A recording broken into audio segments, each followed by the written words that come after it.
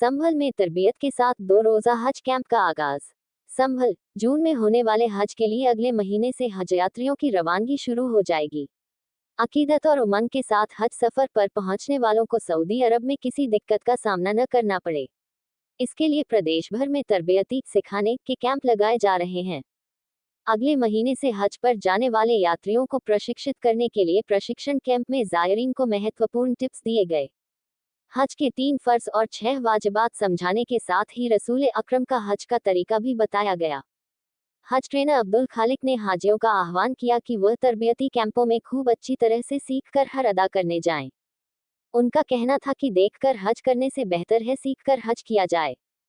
हज ट्रेनर अब्दुल खालिक ने सऊदी हुकूमत के सख्त कानूनों की चर्चा करते हुए कहा कि वहां पर चोरी करने वाले के हाथ काटने और नशे का कारोबार करने वाले को मौत तक की सजाएं भी दी जा सकती हैं। उन्होंने कहा कि हरमैन शरीफें जाकर हाजियों को सिर्फ अल्लाह की इबादत में ही अपना कीमती टाइम खर्च करना चाहिए। प्लेन में ले जाने वाले सामान और उसके वजन की चर्चा करते हुए बताया कि 40 किलो के 2 बैग लगेज में और 7 किलो का एक हैंडबैग अपने साथ हवाई जहाज में लेकर जाया जा सकता है। किसी भी तरह का लिक्विड, ज्वलनशील पदार्थ, इंडक्शन चूल्हा, बीड़ी सिगरेट व तंबाकू आदि को हाजी अपने साथ नहीं लेकर जा सकते। वापसी में लौटते वक्त जेवर इत्यादि भी नहीं खरीदना है। हज ट्रेनर ने हाजियों को आपदा नियंत्रण के गुर भी सिखाए। आग लगने और भीड़ में स्वयं को बचाने के टिप्स दिए।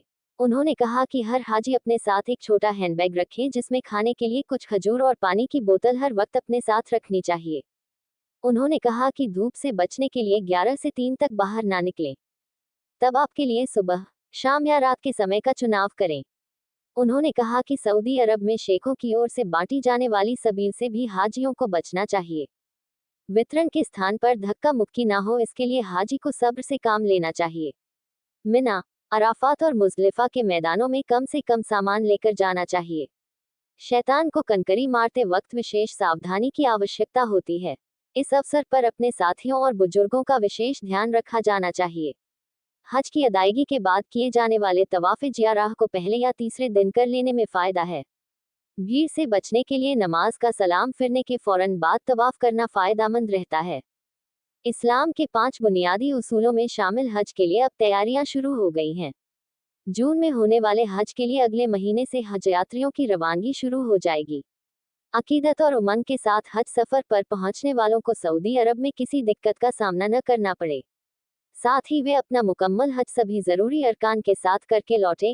इसके लिए प्रदेश भर में तरबियती सिखाने के कैंप लगाए जा रहे हैं। इस दौरान हज प्रशिक्षक, उलेमा और सफर के जानकार हाजियों को प्रशिक्षण दे रहे हैं। आज 24 अप्रैल बुध को मरकजी मदरसा अहले सुन्नत अजमल उल उलूम, तेल मंडी संभल में हज 2024 तारांकन की यात्रा पर जाने वाले हज यात्रियों की सहायता के लिए तरबियत कैंप लगाया गया, जिसमें कारी वसी अशरफ ने हाजियों को स्क्रीन के जरिए हज के अरकान बताए। जिला हज ट्रेनर अब्दुल खालिक एस्टरिस्क ने नियम कानून बताते हुए कहा कि कल 25 अप्रैल जुमेरात को हज यात्रियों के लिए वैक्सीन का आयोजन किया जाएगा। अभी यात्री टाइम से मदरसा पहुंचे। हाजी नदीम और तकी अशरफ एडवोकेट ने वैक्सीन के रजिस्ट्रेशन फॉर्म भरे। इस मौके पर फरीद एडवोकेट, कारी तनजीम अशरफ, मुफ्ती आलम नूरी, मुफ्ती अहमद रजा, मुफ्ती हसीब अख्तर, मौलाना शमशाद, कारी शाहिद, कारी सरताज, सैयद अब्दुल कदीर, मास्टर इस्माइल मौजूद रहे। संभल से नाजिश नसीर की रिपोर्ट।